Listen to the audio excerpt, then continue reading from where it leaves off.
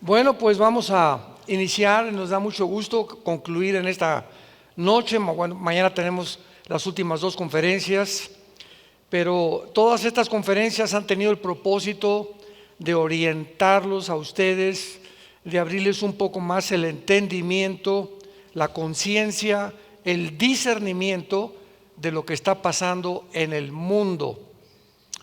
Porque si el mundo sigue como sigue y nosotros vamos en un barco y nos damos cuenta de los vientos que vienen, los huracanes que van a comenzar a soplar con una fuerza imprevisible, pues tu barco se va a hundir, ¿verdad? Pero cuando ya sabemos que viene la tormenta, subimos las velas, preparamos el timón, preparamos la tripulación y yo en mi casa vamos a servir al Señor. Entonces es el tiempo de la preparación, de buscar a la familia, buscar a Dios con todo el corazón y darnos cuenta que necesitamos hoy más que nunca vivir en la palabra de Dios. Quiero comenzar en esta noche explicando en primer lugar qué fue lo que pasó en la guerra entre Rusia y Ucrania. Abran sus Biblias en el capítulo 38 del libro de Ezequiel. En el capítulo 38 y 39 de Ezequiel hay una profecía que se considera la más detallada de todas las profecías de la Biblia respecto a las guerras de los últimos tiempos. Esta profecía es acerca de una invasión. Síganme con muchísimo cuidado. Una invasión que se profetizó hace más de 2500 años, que vendría del norte de Israel, y la Biblia hace 2700 años nos revela las naciones que vendrían en el siglo XXI, que antes ni siquiera muchas de estas naciones existían, pero que las podemos localizar no por el nombre, sino por la ubicación geográfica en la que la Biblia las describe o las detalla o las delinea.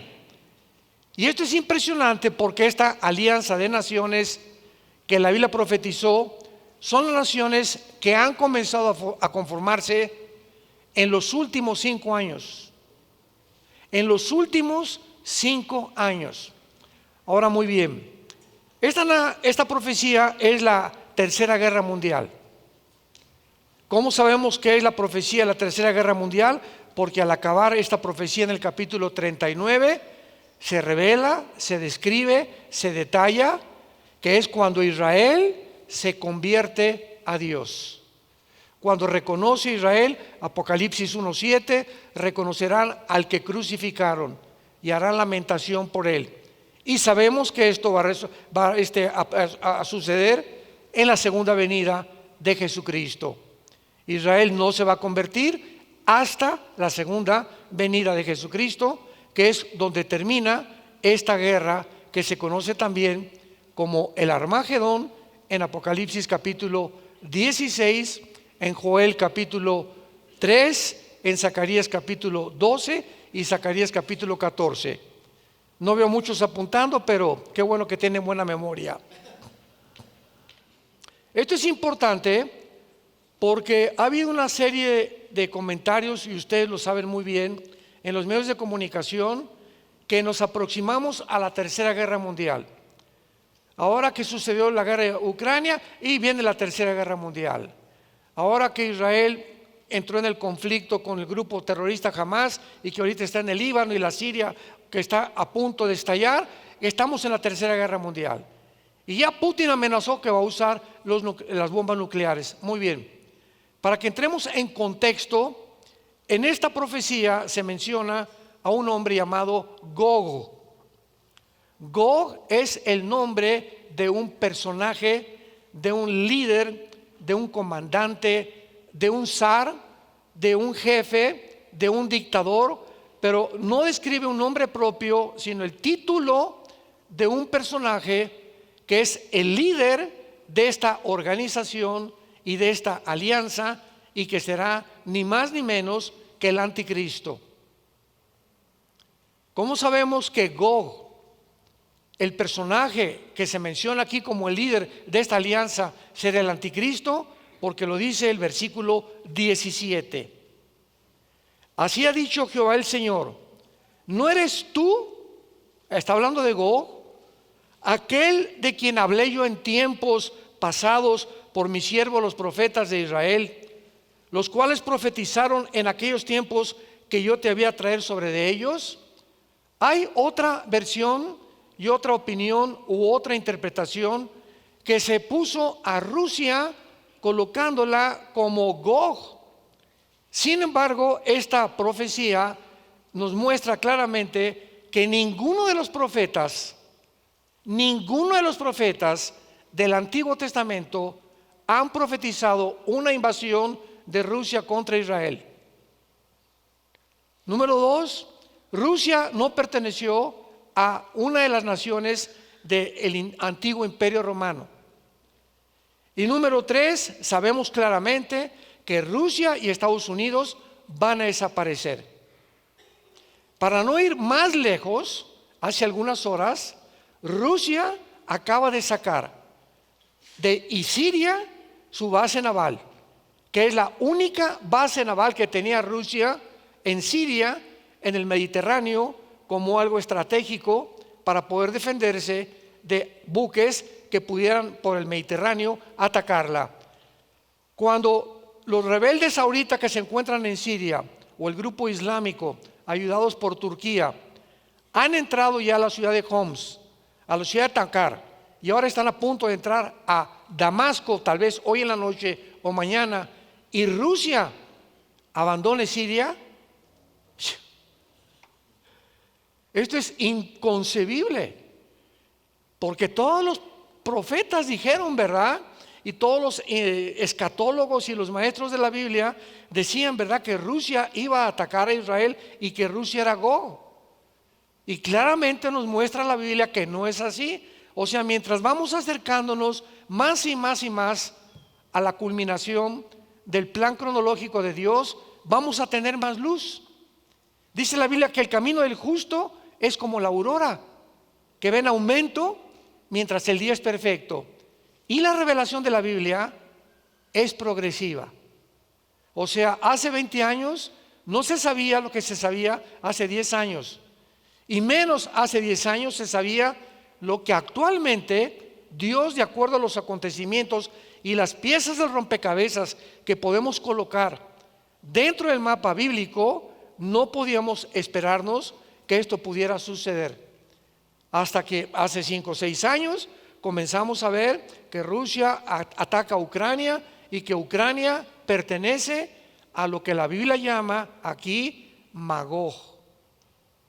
Gog en tierra de Magog. Muy bien. ¿Quiénes fueron los magogitas? Los magogitas proceden de los escitas y de los bárbaros. Y Magog es la zona geográfica que se encuentra al sur de Rusia, donde se encuentran las 15 repúblicas que se rebelaron o que se separaron con la caída de la Unión Soviética en 1991, cuando Mikhail Gorbachev pudo, junto al Papa Juan Pablo II, fue al Vaticano en 1900, cuando en el 89 cae el muro de Berlín, que separaba Berlín Oriental de Berlín Occidental, y comienza la Unión Soviética a desmoronarse ante el mundo, ante la fachada que proyectaron de que Rusia poderosa por aquí por allá, y se derrumba la ideología comunista. En 1991 Mikhail Gorbachev se enfrenta en el Vaticano sabiendo que iba a tener una audiencia mucho mejor, y dice las siguientes palabras. Esto se encuentra también en su libro La Perestroika, que significa la reestructuración del sistema y de la ideología comunista. Y dice Mikhail Gorbachev: la Unión Soviética, por 2 razones. Número 1, porque sacamos a Dios de nuestra nación. Y número 2, porque nos aislamos del mundo capitalista. Y hemos llegado a comprender que es imposible que una nación sobreviva sin otra nación. De ahí lo que viene, que se llama el globalismo, que ya es una vinculación de todas las naciones para formar un gobierno mundial, que ya es lo que se comienza a formar, como lo vamos a ver cuando las Naciones Unidas en 1945 por primera vez se unen para evitar una guerra nuclear. Ahora, muy bien, esta profecía que se menciona aquí a los magogitas, cuando Rusia invadió Ucrania, ¿qué fue lo que hizo que Putin tomara este paso? Porque lo satanizaron, Putin es un monstruo y está provocando la guerra, y era todo lo contrario, porque el culpable no fue Putin, el culpable fue el expresidente, bueno, todavía es presidente, Joe Biden. ¿Qué quiero decir con esto? Bueno, cuando termina la Segunda Guerra Mundial, se hace el Pacto de Varsovia en los 50 del siglo pasado, cuando se juntan las naciones para formar también la OTAN, la Organización de las Naciones del Atlántico del Norte, que ustedes saben, la OTAN es el ejército de Europa. Se juntaron para impedir que Rusia continuara aprovechándose de otras naciones, o que ya no continuara invadiendo más naciones de Europa. Entonces le pusieron una línea de demarcación a Rusia para que no siguiera avanzando. Y esto, en el Pacto de Varsovia se hace un tratado que dice lo siguiente: prometemos, dice la OTAN, el ejército de Europa, prometemos que no vamos a avanzar ya hacia el norte oriente de Europa para poder involucrar más naciones con la OTAN, principalmente Ucrania, porque Ucrania se encuentra un misil a 15 minutos de Moscú, es la nación vecina de Moscú, Ucrania, y Ucrania no pertenece a la OTAN. Todas las naciones que pertenecen al ejército de OTAN en Europa, si atacan España, o atacan Italia, o atacan Bulgaria o Rumania, tienen que entrar todas las naciones. Así lo determina el artículo 5 de la OTAN. Pero como Ucrania no pertenece a la OTAN, y cuando Rusia ve, o Putin ve, que comienzan a violar el Pacto de Varsovia, donde prometieron que no iban a avanzar a conquistar más terreno, y se van acercando a Ucrania bajo la orden del presidente de Estados Unidos, porque Europa siempre ha sido el pollito de Estados Unidos, porque Europa siempre ha visto a Rusia como su enemigo. La única razón por la cual se sometan a Rusia los europeos es porque Rusia provee el 65% del gas a Estados Unidos. Entonces imagínense, ahora vamos a verlo más adelante, que cuando comienzan a sancionarlo económicamente a Rusia por invadir Ucrania, simplemente Putin dijo: les voy a cerrar el gas, y van a ver el invierno que van a pasar.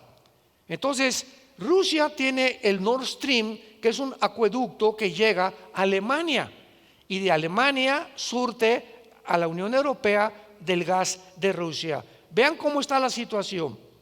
Entonces Putin ve que están avanzando y rodea a Ucrania con 150,000 soldados. Así comenzó el conflicto.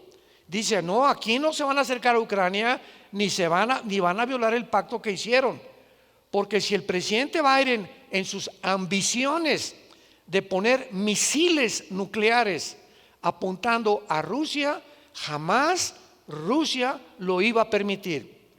¿Se acuerdan ustedes que desde la guerra de la Segunda Guerra Mundial, el único tiempo en el que el mundo se encontró bajo una amenaza nuclear fue en la década de los 60, cuando Nikita Khrushchev, el ministro de Rusia, puso misiles rusos aunado con Fidel Castro apuntando a Estados Unidos?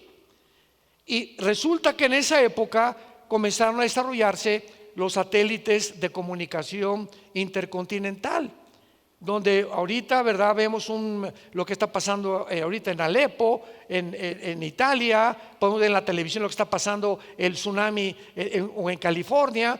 Los satélites nos ayudan a poder ver un evento al mismo tiempo en el mundo. Entonces, cuando comienzan a avanzar los soldados de la OTAN hacia Ucrania, el presidente Biden dice: vamos a apuntarle a Rusia. En los 60s, cuando el presidente John Kennedy le avisaron: oye, acaban de llegar los rusos, dizque con barcos que traían cargamento, y ya los satélites acaban de confirmar que son misiles apuntándonos a nosotros. Entonces imagínense ustedes de Cuba apuntando a Estados Unidos con armas nucleares. El presidente John Kennedy reaccionó de una forma positiva y muy valiente y le mandó un ultimátum a Nikita Khrushchev, el ministro de Rusia: o sacas los misiles o entramos a una tercera guerra mundial, porque no vamos a permitir que nadie nos esté apuntando con misiles nucleares. Bueno, pues Nikita Khrushchev, gracias a Dios, que reaccionó, sacaron los misiles y se retiraron a Rusia.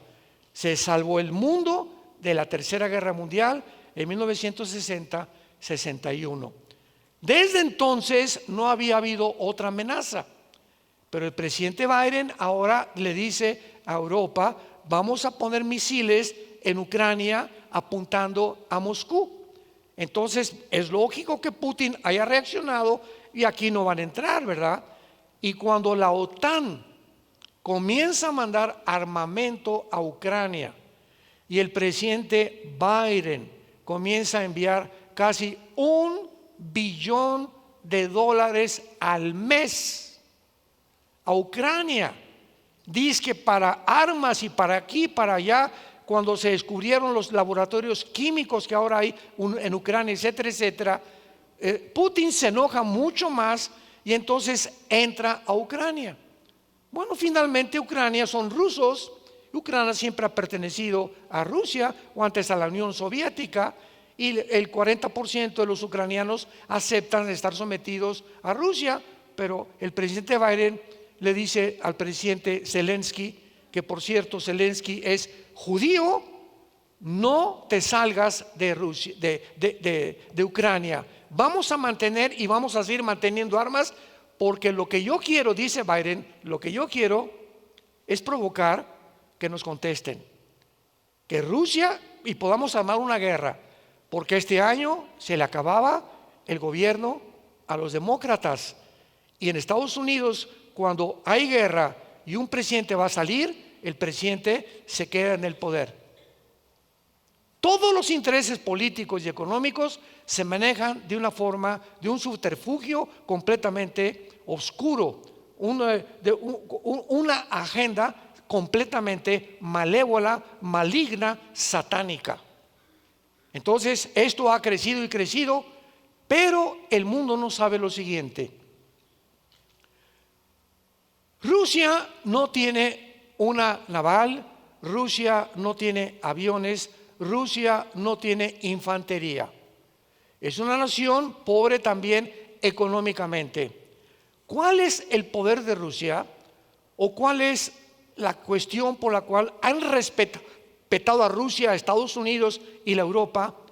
Porque a pesar de que no tiene el armamento que tiene Estados Unidos, ni las naves ni portaaviones que tiene Estados Unidos, ni la aviación que tiene Israel, ni la infantería que tiene Corea del Norte, le acaba de mandar Kim Jong de Corea del Norte más de 25,000 soldados, porque ya se les acabaron los soldados a Rusia en Ucrania.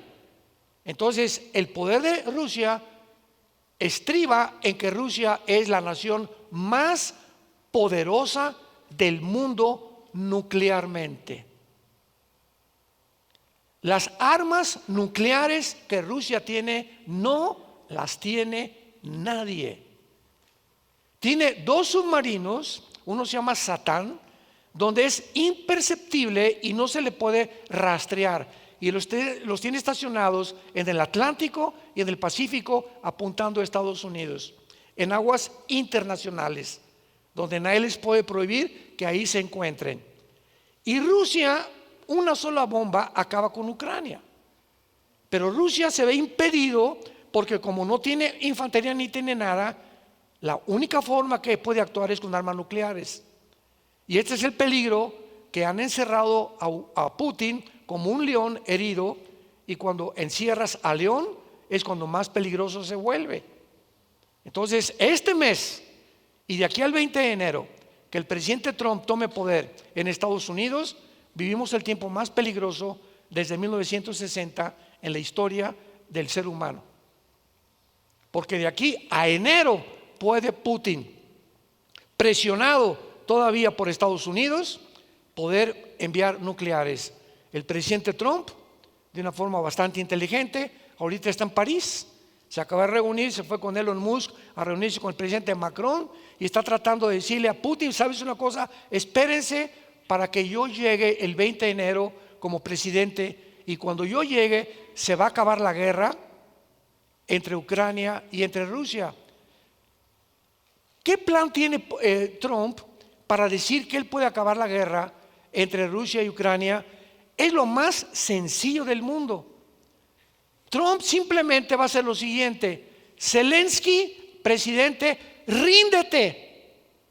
Te hubieras rendido hace 2 o 3 años. Has derramado sangre de tu propio pueblo. Ustedes no pueden pelear contra Goliat, es un monstruo Rusia, y ustedes lo saben. Ríndete, número 1. Número 2, Estados Unidos dejará de mandar ayuda tanto de la OTAN como económicamente a Ucrania, y Ucrania no le va a quedar más que: Putin, vamos a hacer la mano, nos sometemos a Rusia, se acabó la guerra. Tan sencillo como eso. Pero ¿por qué no se ha esta solución? Porque Estados Unidos, la invasión, la intención y la ambición del presidente Biden de quedarse en el poder es muy grande. Son personas psicópatas, personas enfermas. Alguien me decía: bueno, es que yo no creo que Rusia, alguien sea tan loco como para mandar un misil a Estados Unidos, y que Estados Unidos mande un misil a Rusia y que se puedan los dos matar unos con los otros. ¿Sabes una cosa? No lo crees, pero en el mundo en que estamos en un mundo de locos. Y en el mundo que estamos, todo es posible. A la psicopatía que los dictadores y los dirigentes del mundo han llegado. Ahora vemos nosotros claramente en este capítulo 39 de Ezequiel que se profetiza de una forma detallada el tiempo en que va esta alianza de naciones a invadir Israel. Vean ustedes que se menciona en primer lugar en el versículo 5 Persia. ¿Quién es Persia en el mundo moderno? Muy bien, en 1935 Persia se cambió el nombre a Irán, a la República de Irán. En 1979 volvió a cambiar el nombre a la República Islámica de Irán, cuando Irán es apoderado, controlado religiosamente por los ayatolas. Hace poco acaba de morir el ayatola Khomeini, ya nombraron a su hijo el otro ayatola. Entonces Irán es una nación donde, de una forma paradójica, es la nación donde el cristianismo tiene su mayor crecimiento. Increíble. China e Irán son las dos naciones donde más grande está el crecimiento en el mundo entero. O sea, el 50% de los iraníes están en contra de su gobierno. Y ahora que comenzaron los israelitas a bombardear las plantas nucleares de Irán, el pueblo estaba feliz. Mueran, quítenlo. Ahorita en Siria están derribando las estatuas de Bashar al-Assad. El pueblo feliz de que hayan quitado a su dictador. Siempre son los pueblos, como dijimos ayer, los que sufren de manos de los dictadores, de locos, ¿verdad? Como el presidente de Estados Unidos y otros dictadores que tienen un sueño enfermizo de conquistar y de dominar y controlar el mundo algún día. Entonces Rusia, ¿verdad? Actualmente pues ya está replegándose, ya se salió de Siria, está debilitado. Irán ya se salió de Siria hace 2 días. Irak y Siria está quedando en manos de un grupo que se llama el Islámico. Y si ustedes conocen la teología del Islam, ellos están esperando a un Mesías que se llama el Mahdi.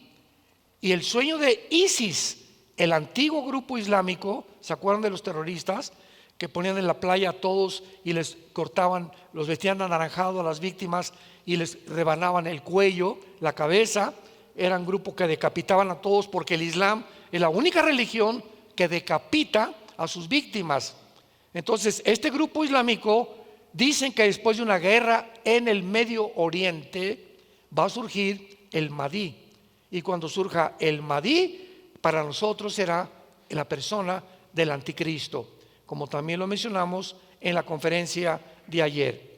Entonces vemos qué increíble que Irán va a sobrevivir, ya se retiró de Siria, pero Irán va a volverse a unir con Siria en los próximos meses o años, que se vuelvan a reagrupar otra vez y que tomen el control los islámicos del Medio Oriente. Pero para que el Islam controle el Medio Oriente, ¿qué tiene que pasar? Rusia tiene que caer y Estados Unidos también. Porque mientras Rusia y Estados Unidos estén vigentes o estén pendientes de lo que pasa y de apoderarse del 65% de las reservas petroleras que hay en el Medio Oriente, porque es la ambición de Rusia y Estados Unidos, es una guerra por el petróleo, porque el que controla el Medio Oriente controla el mundo, porque es el petróleo, le llaman el oro negro. Y tanto Rusia como Estados Unidos saben que la manzana de la discordia está en apoderarse del petróleo. Pero ahorita el Islam no quiere que ni Rusia ni Estados Unidos controle el Medio Oriente. Entonces Rusia bíblicamente va a caer, Estados Unidos bíblicamente no aparece en las profecías bíblicas. Y entonces, ¿qué va a suceder? Vean el escenario: Rusia cae próximamente, Estados Unidos cae próximamente, Europa se queda solita como el patito feo. Cuac, cuac, cuac, cuac. ¿Y ahora qué hacemos? Estados Unidos era nuestro paraguas, Rusia ni tampoco, ya no podemos depender ya ni del gas. Entonces Europa va a gritar al Medio Oriente: ayuda, por favor, help, porque sin el gas y el petróleo Europa se hunde, y el petróleo se encuentra en el Medio Oriente.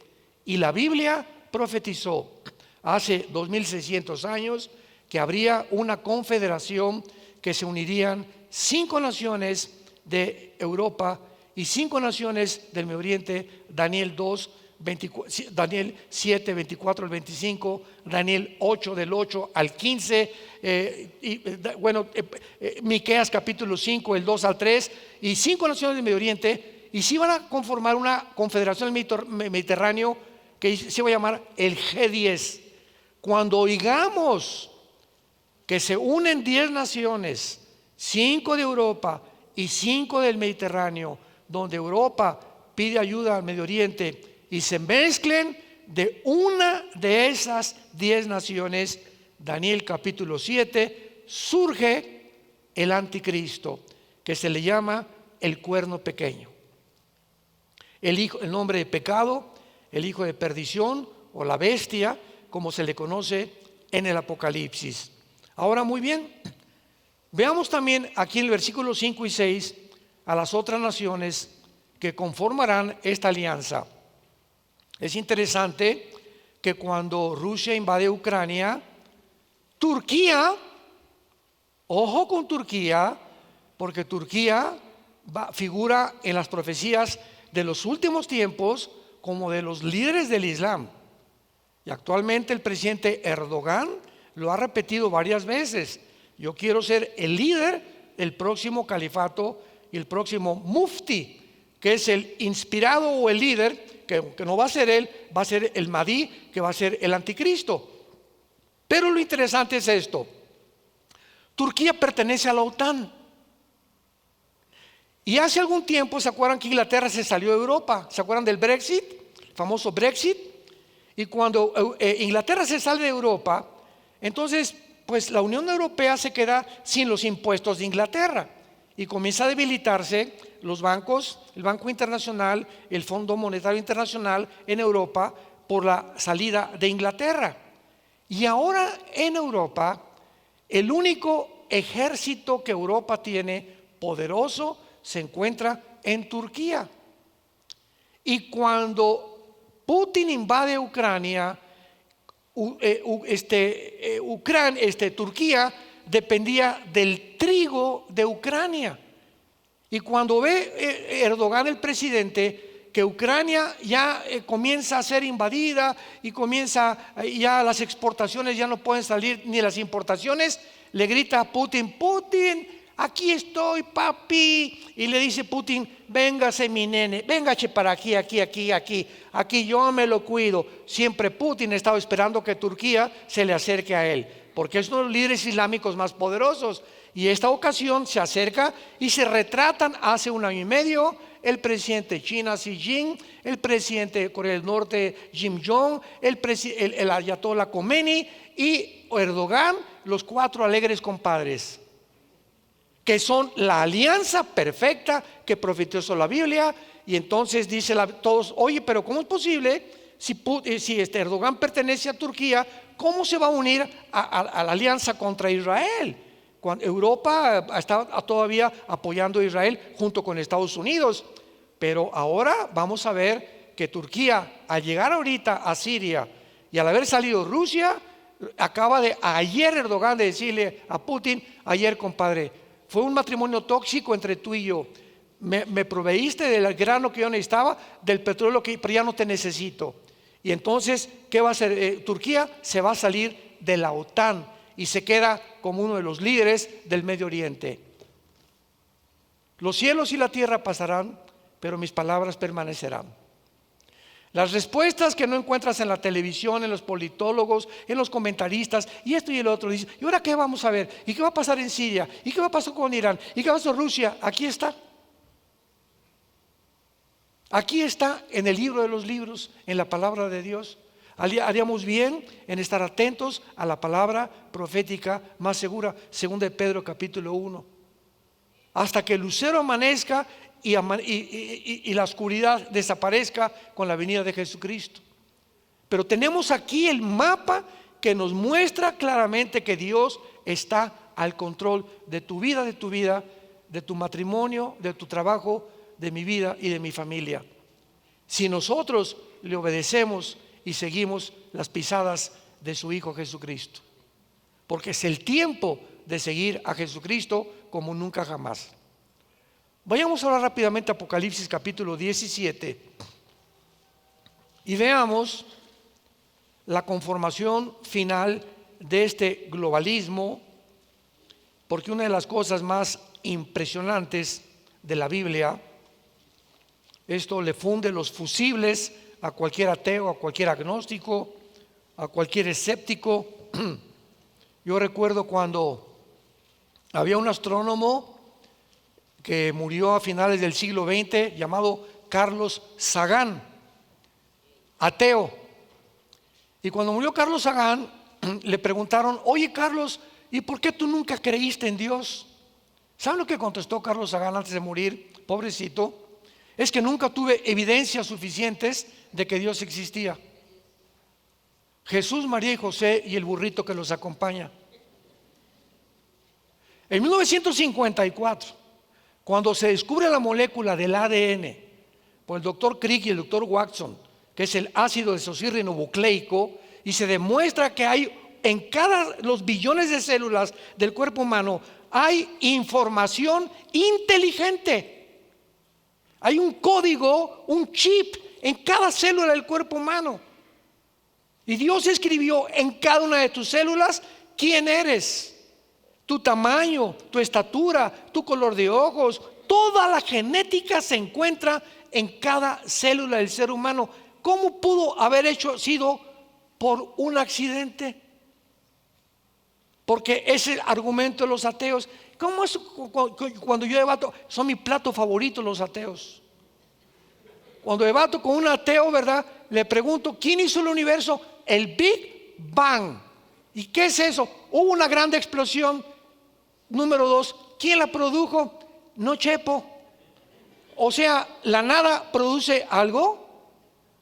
Ahora, si yo continúo siguiendo esta línea elemental de lógica que tú me estás tratando científica, astronómicamente, pseudocientíficamente explicarme, quiero preguntarte: ¿la materia produce la conciencia? La materia produce el pensamiento, la materia piensa. ¿De dónde vino entonces la conciencia? Yo soy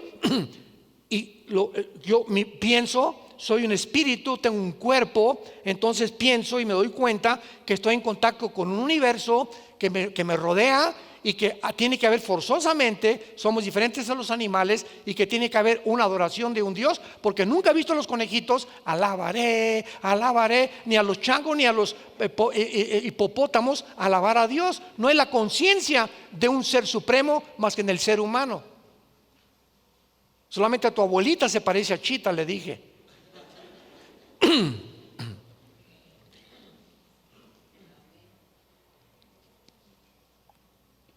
Entonces, en el capítulo 17 de Apocalipsis encontramos lo siguiente: la descripción del juicio del último sistema religioso que se va a formar con el anticristo.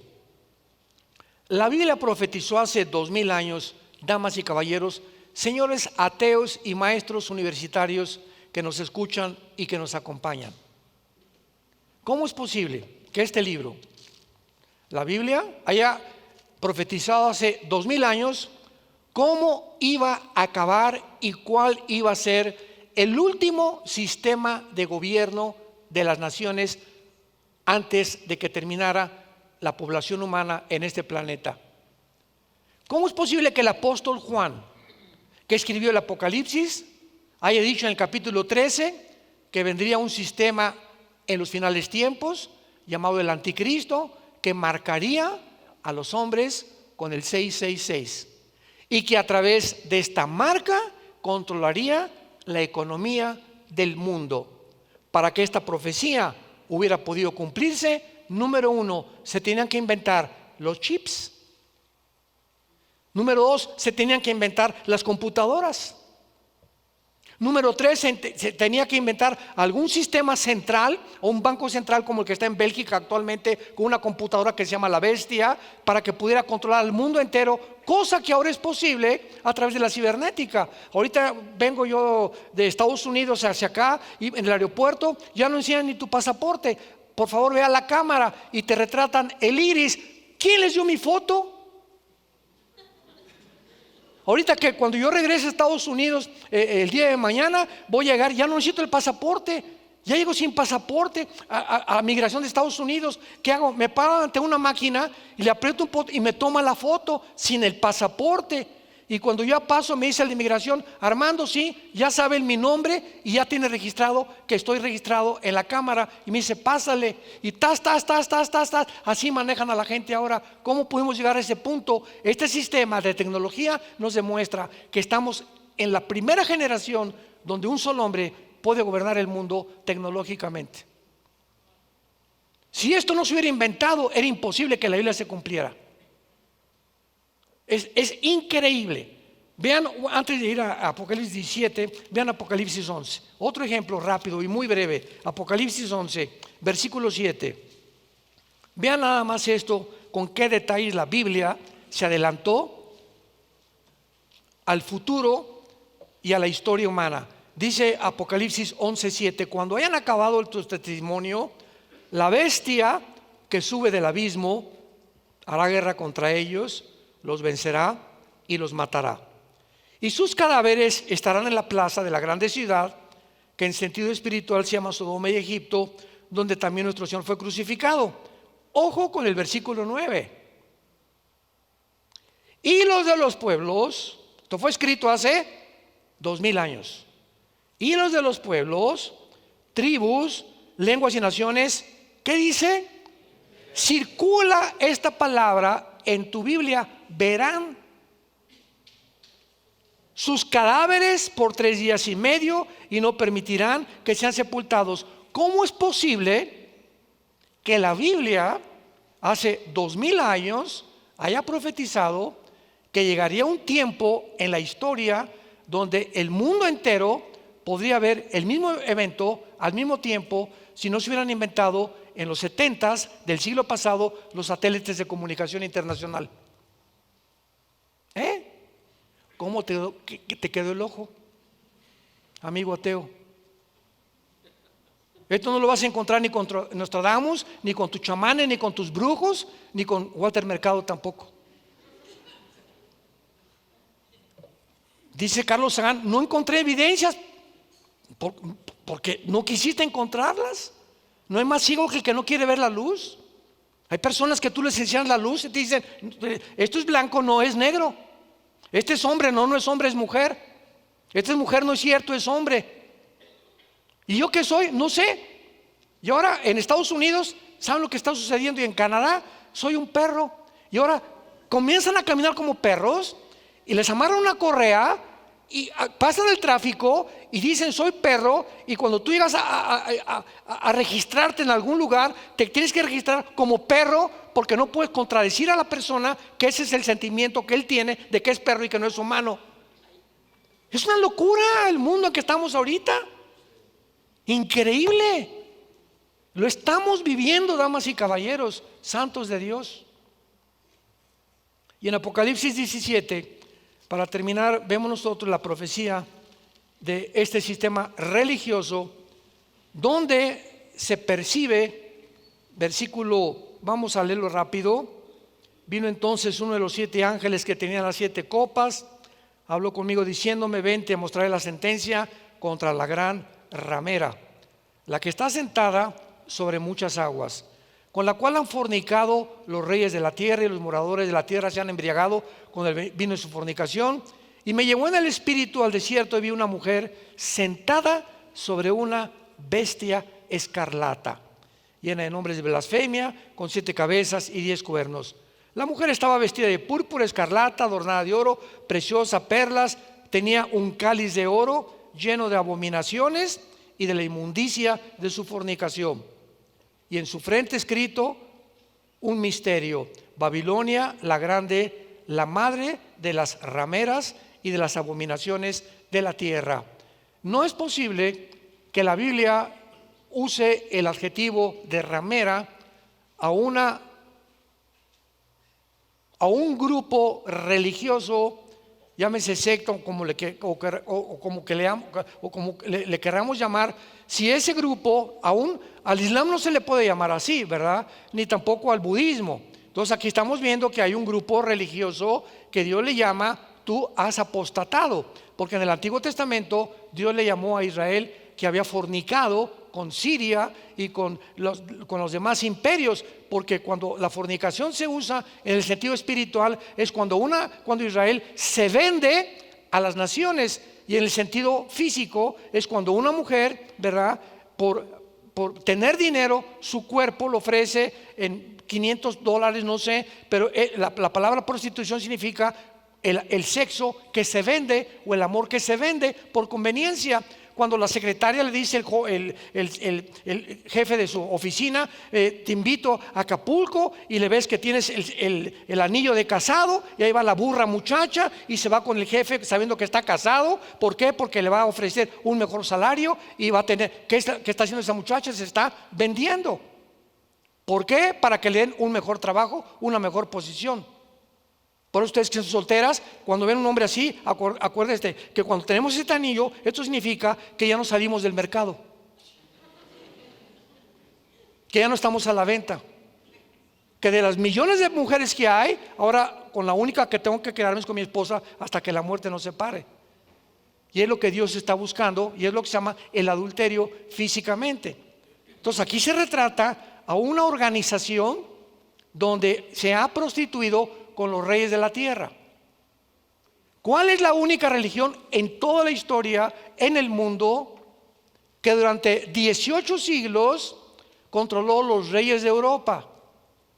Número 1, ¿quién es la única organización que tiene un lugar político en las Naciones Unidas? No son los hindúes, no son el Islam, no son los budistas, es Roma. Y lo dice el versículo 18: y la mujer que has visto es la gran ciudad que reina sobre los reyes de la tierra. ¿Quién reinaba en el tiempo que Juan escribió el Apocalipsis? Roma. Entonces nos damos cuenta, ¿verdad?, de qué forma el Vaticano se vende completamente y comienza a predicar ¿qué cosa? que Roma salva, no Cristo. Que son los santos los intercesores y no Jesucristo. Que María es la madre de Dios. ¿Cómo puede ser la madre de Dios? Entonces es diosa. Es la madre de Jesucristo, hombre, pero no puede ser la madre de Dios, porque si la madre de Dios sería eterna, y el único que es eterno es el Padre, el Hijo y el Espíritu Santo. Y así comenzamos a descubrir tantas cosas. Yo me acuerdo cuando yo quería ser cura, cuando descubro todas estas cosas me decepciono de la religión, pero no de Jesús, porque nadie me enseñó de Jesús. Yo creí que era una falsedad. Dije, ¿cómo es posible que mi padre nos haya enseñado una religión que se contradice y que está contra la Biblia? Y fui con un arzobispo y le pregunté cuando tenía 16 años: oiga, señor arzobispo, dígame usted sinceramente, porque a mi padre les encantaba invitar a religiosos a nuestra casa y comíamos con ellos. Era muy religioso. Mi papá traía el cordón de San Francisco aquí amarrado y tenía sus veladoras y teníamos todos los ritos y las ceremonias de esta religión. Y el arzobispo le pregunté: ¿a quién le hago caso? Dígame usted, enfrente de mis padres, ¿a la Biblia o lo que dice la Biblia o lo que dicen ustedes? Me dijo: hazle caso a la Biblia. Y en ese momento me di cuenta que le dije a Dios: voy a buscar a Jesús y no una religión. Y cuando encontré a Jesús, descubrí que Jesús no es una religión, es una relación personal, viva, dinámica, orgánica, con alguien que vive y que resucitó de los muertos.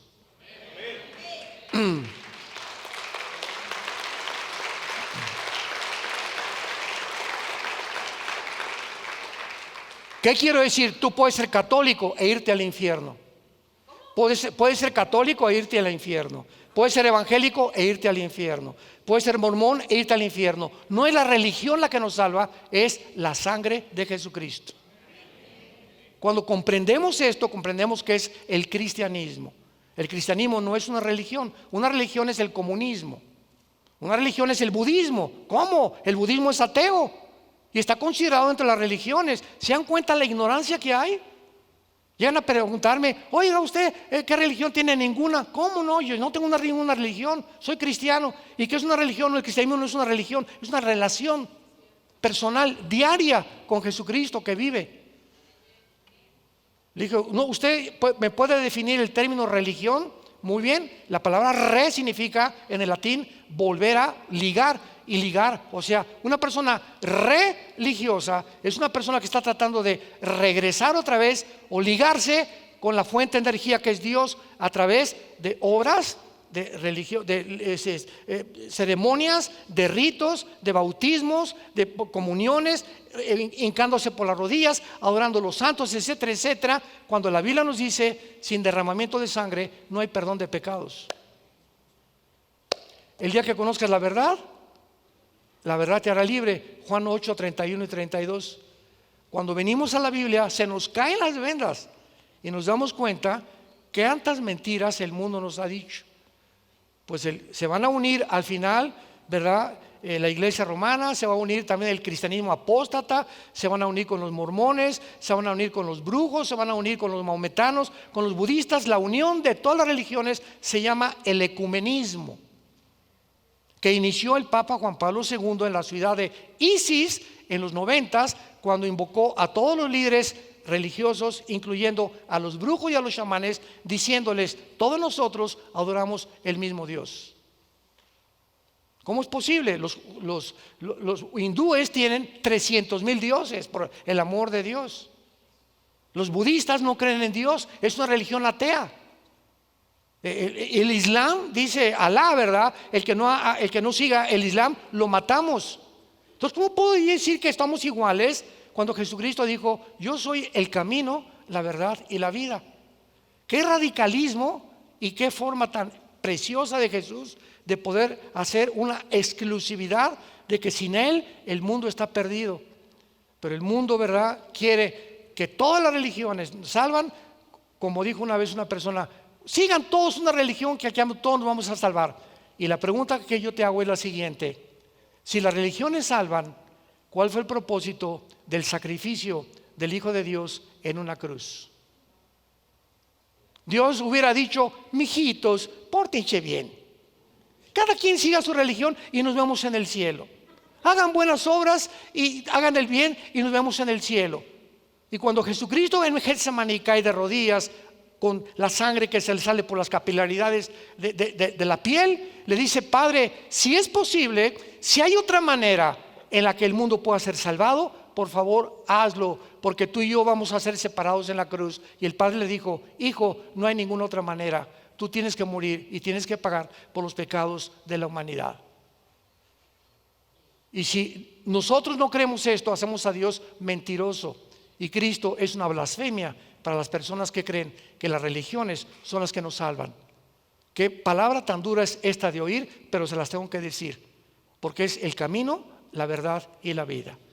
Y tú puedes en esta noche venir a la cruz, no a una religión, venir a la cruz y arrepentirte de tu vida y comenzar. Gracias a Dios que dentro del mismo catolicismo ya se lee la Biblia, hay muchos católicos que están siendo salvados, gracias a Dios.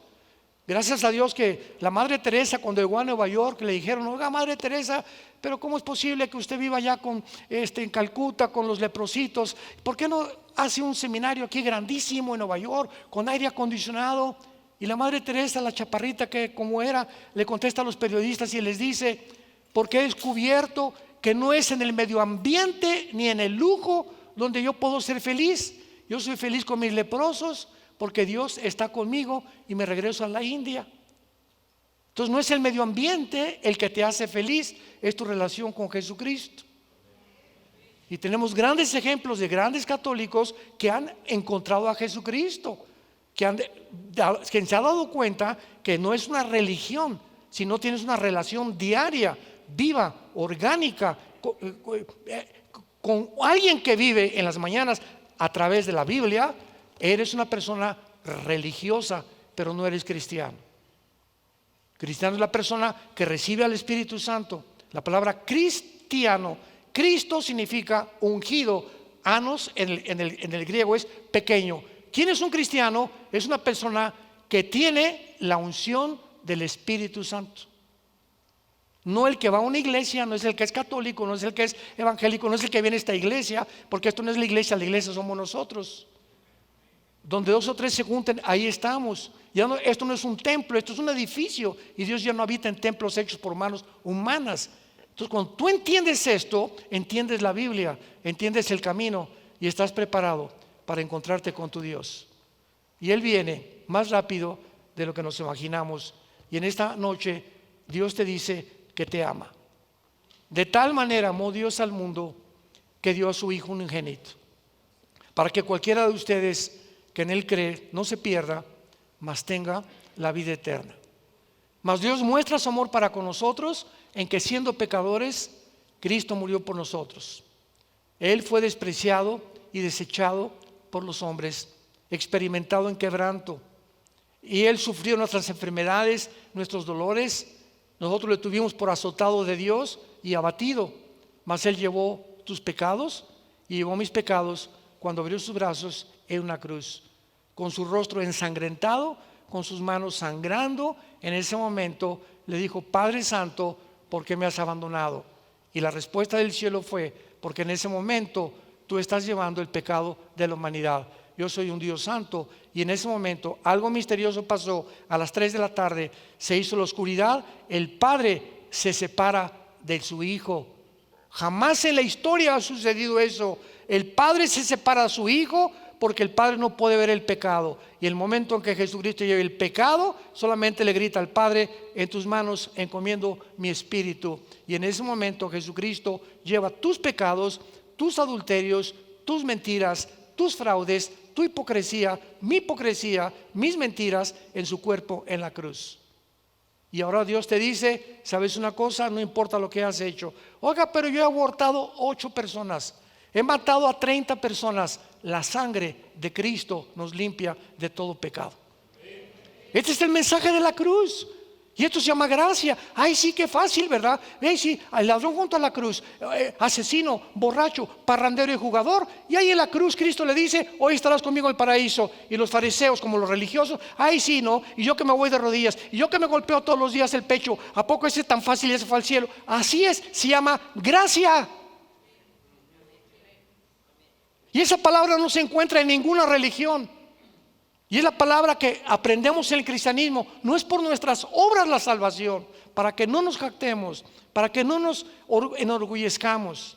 Tú no vas a llegar al cielo y le vas a decir, te va a decir Pedro, ¿por qué te dejo entrar, doña Carmelita? Porque hice 2 asilos, porque hice 3 orfanatorios, regrésese al infierno. ¿Pero por qué? Porque cuando tú le digas a Pedro, porque creí en Jesucristo y su sangre me limpió, pásale. No es por obras que hayamos hecho, sino por lo que Él hizo en la cruz entre nosotros. Todas las religiones predican, haz algo. El cristianismo nos dice, Dios ya lo hizo en una cruz. Es la respuesta a la profundidad y necesidad más grande del ser humano. ¿No quisieras tú en esta noche entregarle tu vida a Jesucristo y asegurarte que si esta noche tú te mueres, un accidente, un ataque al corazón, una embolia, ¿quién puede tener la seguridad de vivir mañana? Nadie. Cuando oigas su voz, no te endurezcas. Esta noche Dios te ha hablado. Quiere que tú te acerques a Él, que te arrepientas de tu vida y que comiences a caminar desde esta noche a llegar a tu casa con la persona de Jesucristo en tu corazón.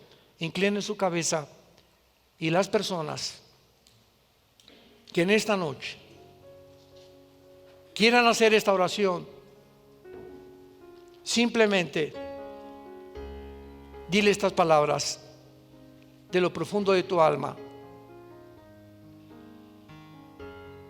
Señor mío y Dios mío, creo que en esa cruz tu santo Hijo Jesucristo pagó al derramar su sangre preciosa por mis pecados. Creo que a los 3 días lo levantaste entre los muertos. Te pido que me perdones mi vida. Me arrepiento del camino en el cual me encuentro. Quiero regresarme a ti, a la cruz, donde tu Hijo abrió los brazos para decirnos, los amo y te quiero perdonar. No importa lo que hayas hecho en tu vida pasada, en la sangre de mi Hijo, dice Dios, hay perdón en tu vida. Y como creo, Jesús, que tú vives, te pido en este instante, lo más precioso de mi vida que me has dado, que entres a mi corazón. Jesús, te recibo como mi Señor y mi Salvador. Te abrazo, Jesús, y te doy gracias por la vida eterna que me das, inmerecidamente. Siendo yo pecador, pecadora, ahora me consideras santo y santa delante de tu presencia. Te pido ahora por la salvación de mi familia. Hazme un instrumento para llevar este mensaje de tu amor en esa cruz al mundo, comenzando con mis hijos, mis padres que viven en las tinieblas totales, muchos en sus religiones engañados por no conocer la verdad en las sagradas escrituras. Y la corta vida que tú me des, la quiero vivir para ti, para compartir este mensaje glorioso, que tú nos amas y que hay perdón en la cruz de Cristo, en quien oramos y te damos las gracias. Amén. Los cielos y la tierra pasarán, pero mis palabras permanecerán. Estas palabras son fieles y son verdaderas. Son las palabras de Dios. Y todos ustedes en esta noche que han hecho esta oración por primera vez, quiero decirles algo. Las iglesias, tanto católicas como evangélicas o protestantes o como les llamen, están llenas de personas no arrepentidas. Las iglesias están llenas de personas que, porque creen que por ir el domingo a una iglesia tiene la salvación. A la luz de la Biblia estás muy equivocado. Y qué sorpresa te daría si te murieras y abrieras los ojos y descubrieras que viviste engañado durante tu vida, y que en esta noche Dios te quiso abrir los ojos y que quisiste salir por esa puerta como entraste, en la oscuridad de tu vida, porque le dijiste a Cristo: no creo, te rechazo, déjame seguir viviendo mi vida como a mí me da la gana. Y esta es la condenación, que los hombres escogieron las tinieblas en lugar de la luz. ¿Por qué? Porque sus obras eran malas. Porque todo aquel que viene a la luz, sus obras son manifestadas, que son hechas en las tinieblas. Y el mundo odia la verdad, el mundo odia la luz. Por eso crucificaron a Cristo. No pudieron soportar la verdad ni la luz que Él nos traía con su vida.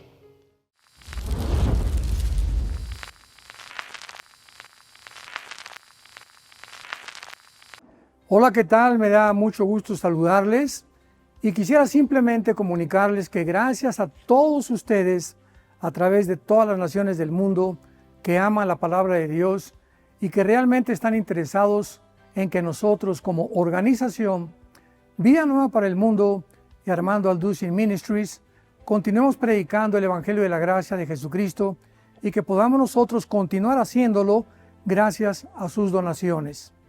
Este año cumplimos 46 años de ministerio, 46 años donde hemos predicado, hemos enseñado, hemos tenido seminarios y de diferentes formas de estudios bíblicos alrededor del mundo y hemos pensado y considerado de una forma fiel el Evangelio de la sana doctrina de Jesucristo. Nosotros, con todas estas donaciones, tenemos que sostener pastores, misioneros, obras, equipos de televisión, y aún continuamos buscando la manera de poder elevar este ministerio. Hasta este momento quiero que ustedes estén enterados que no tenemos una sola propiedad como organización y así hemos trabajado durante 46 años porque le damos la importancia a la evangelización, a las misiones y también a los hombres de Dios para levantar más pastores. Le damos las gracias y que pueda Dios con su gracia tocar sus corazones y que puedan ustedes invertir en un terreno donde es fructífero, porque creemos que ha producido bastante buen fruto para la gloria de Dios. Gracias, muchas gracias por sus aportaciones y por las donaciones que sabemos ustedes continuarán haciendo para que podamos continuar siendo fieles en la predicación del Evangelio de la gracia de Dios. Que Dios les bendiga.